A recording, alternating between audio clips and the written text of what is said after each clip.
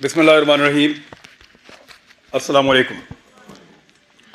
ये रिपोर्ट मेरे पास है और मैं मुबारकबाद पेश करता हूँ अवेयरनेस फाउंडेशन वालों को, जिन लोगों ने इसमें काम किया उन सबको। मैंने रिपोर्ट को अभी पढ़ा है और मैंने थोड़े दिन पहले भी इसको देखा था। मुझे इसकी एक कॉपी मुझे ये सहूलत मैसर आई कि पहले मिल गई थी।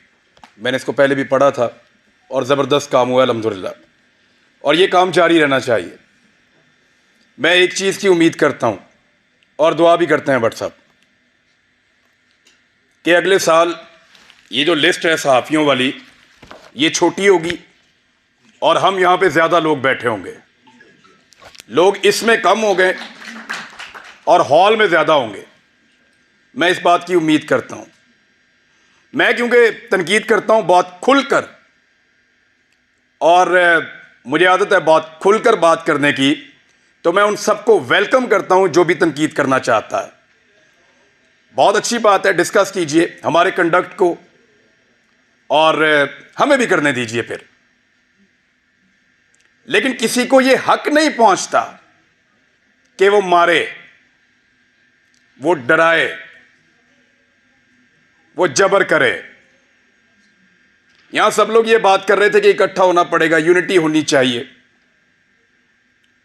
तो मुझे वो सिंपली एक दो लाइनें याद आ गई कि जबर का मौसम कब बदलेगा, जबर का मौसम कब बदलेगा, हम बदलेंगे तब बदलेगा, और बदलेगा, जरूर बदलेगा। मैं कुछ चीजें बड़ी क्लियर कर देना चाहता हूं अगले 2-4 मिनट के अंदर, कोई गलतफहमी रहे ना, खुलकर बात कर लेते हैं। हमारे ऊपर पर्चे देने की औकात पॉलिटिशियंस की नहीं है। ये क्या बेचते हैं, पर्चा देंगे हम पे, कमजोर लोग, बुज़दिल। ये इमरान खान पर्चा करवाएगा, नवाज शरीफ करवाएगा, आसिफ जरदारी पर्चा करवाएगा हम पे। ये औकात है पर्चा देने की इनकी? भट्ट साहब नहीं करवा सकते ये। इनकी क्या जरूरत है कि हमारे ऊपर पर्चा करवाएं? पर्चा मेरे पे हो या मीर शकील पे हो, अरशद शरीफ पे हो या साबिर शाकिर पे हो, समी भाई पे हो या भट्ट साहब आपके ऊपर हो या ज़मीर भाई आपके ऊपर हो, ये नहीं करवा सकते पर्चा। ये जो पर्चा हमारे ऊपर होता है ना, बगावत का, गद्दारी का, इसके कॉपीराइट ही नहीं है पॉलिटिशियंस के पास। हर चीज के कॉपीराइट्स होते हैं ना। ये जो रियासत से बगावत का और गद्दारी का मुकदमा है, इसके कॉपीराइट इन सियासतदानों के पास नहीं है, वो इनके अब्बा जी के पास हैं, पाकिस्तान की एस्टेब्लिशमेंट के पास हैं कॉपीराइट्स। गद्दारी का पर्चा, बगावत का पर्चा, वो हम पे करवाएंगे। दुनिया के किसी मुल्क में ये पर्चे नहीं हो रहे, क्योंकि सब मुल्कों को इस बात का यकीन है कि उस मुल्क में रहने वाले शहरी उस मुल्क के वफादार हैं। सिर्फ पाकिस्तान के अंदर एस्टेब्लिशमेंट को इस बात का शक अभी बाकी है कि यहां पे गद्दार भी हैं और बागी भी हैं। क्यों शक करते हो? क्या मसला है आपका? ये कहना चाहिए, वो नहीं कहना चाहिए, सवाल ही तो पूछते हैं। हम करते क्या है? यानी अजीबो गरीब किस्म के स्टैंडर्ड्स पाकिस्तान में बनाए हुए हैं। मैं कुछ चीजें आपके सामने रख देता हूं। पाकिस्तान की एस्टेब्लिशमेंट से खुली खुली मैं सामने बात कर देता हूं।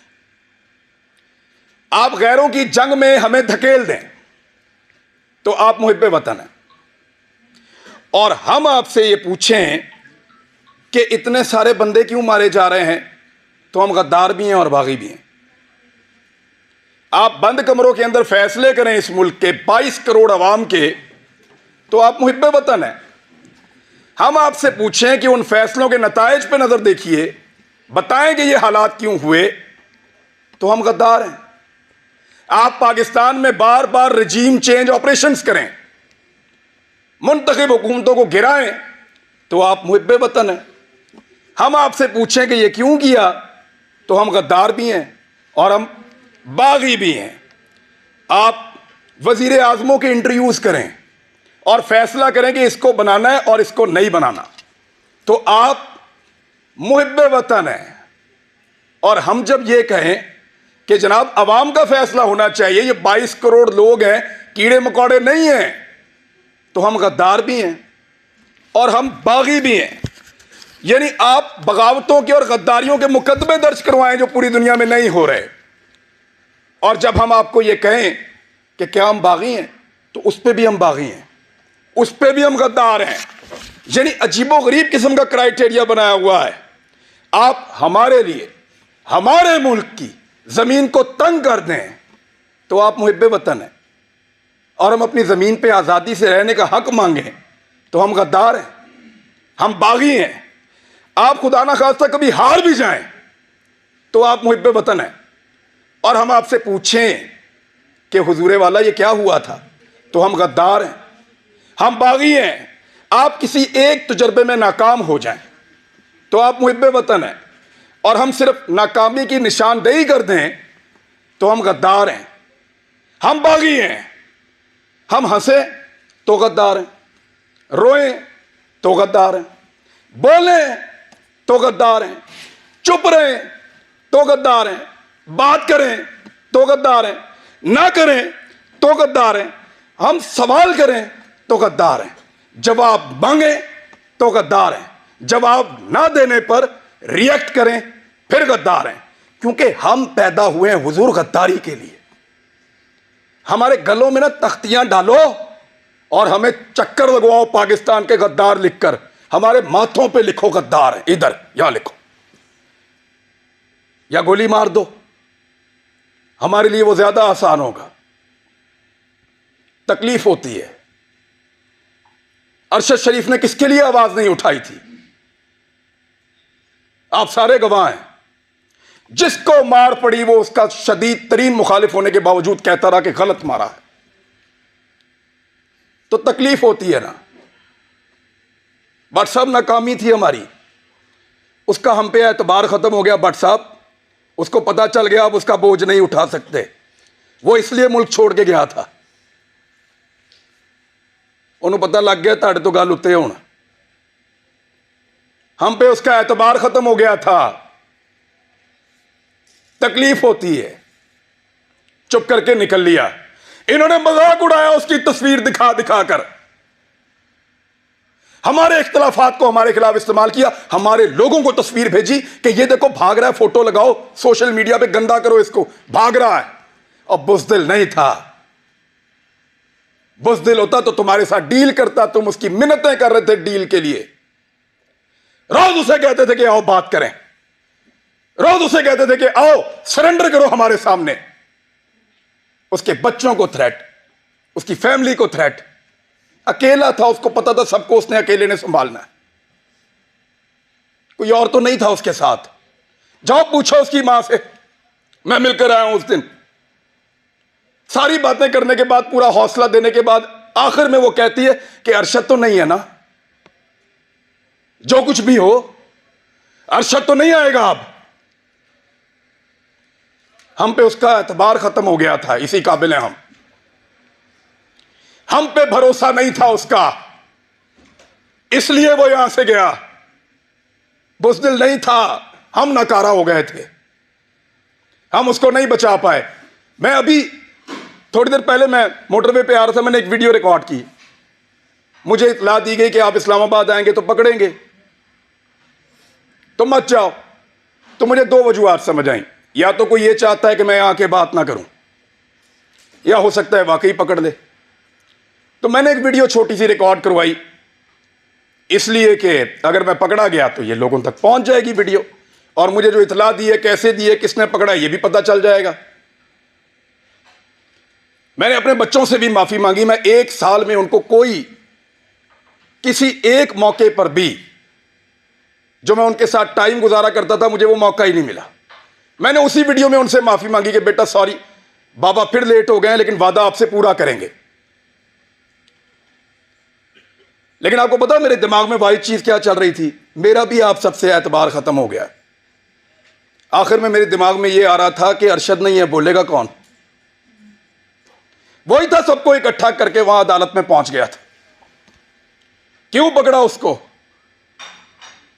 حوصلہ دیتا تھا, ڈٹ کر کھڑا تھا, ہر جگہ اس نے آواز اٹھائی, اور پوری کوشش کی اس نے کہ یہ مشکل وقت گزر جائے. ابھی میں اس یقین کے ساتھ اندر جاؤں گا کہ ارشد پیچھے نہیں کھڑا ہوا. اب صرف یہ ایک کمی مجھے محسوس ہوئی ہے, وہ اس کمی کے ساتھ پاکستان چھوڑ گیا تھا. وہ تکلیف میں نے آج پہلی مرتبہ محسوس کی ہے کہ جب وہ یہ ملک چھوڑ کر جا رہا تھا تو وہ کتنا بے بس تھا, اور اس کا ہم نے مذاق اڑایا کہ فلاں فلائٹ سے نکل گیا, اس طرح نکل گیا, اس طرح بھاگ لیا. اس نے مجھے فون پہ بتایا, عمران تجھے پتا ہے میں کیمرے میں جان بوجھ کر مسکرا رہا تھا, وہ اس لیے کہ مجھے پتا تھا یہ میرا مذاق اڑائیں گے.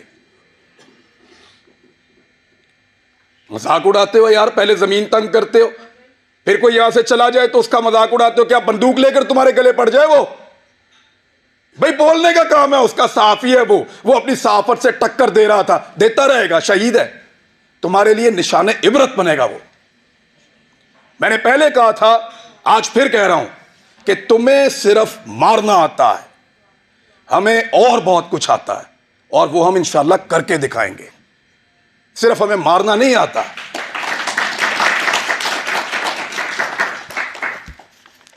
دبا دبا کے اور جس کو دبایا اسٹیبلشمنٹ نے دبایا. احمد میر کا پروگرام میں بڑا خوش تھا اس دور میں جب بند ہوا, کیونکہ ہم بھی ایک عجیب و غریب دنیا میں رہتے تھے. معاشرت علوم کی کتابیں پڑھ کے آئے ہوئے تھے, لگتا تھا سارے ہیرو ہیں, اسٹیبلشمنٹ پاکستان کی بہت وفادار ہے. سچی بات ہے, کسی کی آنکھیں پہلے کھل گئیں, کسی کی بعد میں کھل گئیں, لیکن اچھی بات ہے کھل گئی. لیکن مفادات کی پٹی باندھ کے کبھی آنکھ بند نہیں کی الحمدللہ. کبھی اس لیے آنکھ بند نہیں کی کہ مفادات کی اس کے اوپر پٹی بندھی ہوئی تھی. جب مطیع اللہ جان پہ حملہ ہوا, میں کلپ آپ سب سے شیئر کر دوں گا, میں نے مذمت کی.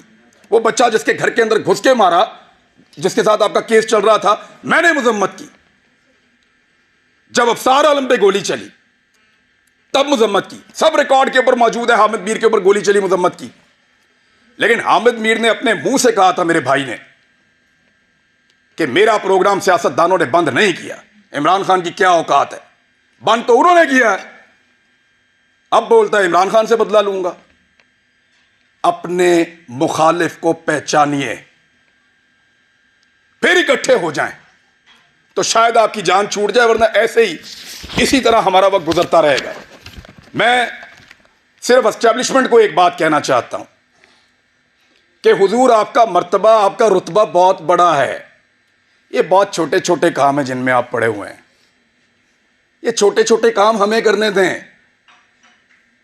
اعتبار کریں ہمارے اوپر کیڑے مکوڑوں پہ, ہم غداروں کو یہ ملک چلانے دو. آپ محب وطن ہیں, بہت بڑے لوگ ہیں, آپ بڑے بڑے کام کیا کریں. آپ کا رتبہ بہت بڑا ہے, بڑا مقدس کام ہے آپ کا, ہم اس کی قدر کرتے ہیں, یوں سلوٹ کرتے ہیں آپ کو, خوش ہوتے ہیں آپ کو دیکھ کر. لیکن یہ چھوٹے چھوٹے کام ہمارے لیے چھوڑ دیجئے, ہمارے لیول پہ مت گریے. آپ بیچ میں سے نکل جائیں نا تو ان سب مافیاز کو ہم سنبھال لیں گے, میڈیا والے. بس آپ کے خلاف بولنے کو جرت کی بات نہیں ہے, دل نہیں کرتا, خدا کی قسم دل نہیں کرتا, خدا کی قسم دل نہیں کرتا. ڈرتے ورتے نہیں ہیں, پتہ ہے آپ کو, بزدل نہیں ہیں ہم. کیا کرو گے, گولی مار دو گے, مار دو. ڈرتے نہیں ہیں تم سے پیار کرتے ہیں, تمہاری قدر کرتے ہیں. ڈرو اس دن سے جس دن ہمارے اندر سے یہ جذبہ ختم ہو جائے گا. ہم پیار کرنا چاہتے ہیں, قدر کرنا چاہتے ہیں. ہمیں مت دھکیلو, دیوار کے ساتھ مت لگاؤ, اور یہ ڈرامہ بند کرو. پاکستان کے فیصلے پاکستانی کریں گے, پاکستان کے فیصلے ہم کریں گے. یہ ہمارا رائٹ ہے, لوگوں کا رائٹ ہے. ڈیموکریسی یہ کہتی ہے. یہ بند کمروں کے اندر ڈرامے بند کرو. پاکستان کو تجربہ, میں بچپن سے پڑھ رہا تھا, لکھا ہوا تھا اسلام کے لیے تجربہ گاہ بنائیں گے پاکستان کو. ہمارے لیڈرز نے یہ بتا کر پاکستان بنایا, وہ کسی اور چیز کی تجربہ گاہ بنا دیا پکڑ کے. اس کو پکڑ لو, اس کو ننگا کر لو, اس کو ڈنڈے مارو, اس کے کپڑے اتار دو, اس کو گھسیٹ کے وہاں پہ لے جاؤ, اس کو جگاتے رہو, اس کو شہروں میں پھراؤ. عجیب ڈرامے بازی ہے یار. وہ یہ ملک کا کیا بنا دیا آپ نے اس کو؟ آپ کے اپنے گھروں میں بچے نہیں ہیں؟ یعنی ہمیں ڈیوائیڈ کر کے ہم پہ رول کر رہا ہے. پہلے گورا کر رہا تھا, اب اسٹیبلشمنٹ کر رہی ہے. اس سے اگر نکلنا ہے نا تو ایک بار سوچنا پڑے گا. میں نے یہاں کسی کو تنقید کا نشانہ نہیں بنایا. میں نے صرف بتایا ہے کہ وہ کون ہے جو ہم سب کو ڈیمیج کر رہا ہے. اس موقع سے ہمیں فائدہ اٹھانا چاہیے. ہم سب کو ایک موقف بنانا چاہیے. ایک موقف کم سے کم اس بات کے اوپر کہ ایک کو مار پڑے گی تو سب کو مار پڑے گی. یہاں سے بھی شروع کر لو تو بہت ہے. باقی مرضی ہے, اگر ڈیوائیڈ اینڈ رول کرنا ہے تو پھر کرتے رہیے. اس گندے کھیل کا حصہ بننا ہے تو بنتے رہیے. بٹ صاحب کو میں اس لیے اپریشیٹ کروں گا کہ کوئی بھی فورم ہو, کوئی بھی جگہ ہو, کوئی بھی بلائے, جب صحافت کا نام آتا ہے تو آپ لوگ آ جاتے ہیں. سر آپ لوگوں کا بہت شکریہ. حالات بہت مشکل ہیں. جس ملک کا چیف جسٹس کہے کہ وہ بے بس ہے, ادھر بٹ صاحب کیا کریں بیچارے. لیکن یہ وقت بھی گزر جائے گا, یونٹی آئے گی انشاءاللہ, اکٹھے ہوں گے. اور ہم نہیں چاہتے کہ ہم اپنی اسٹیبلشمنٹ کا مقابلہ کریں.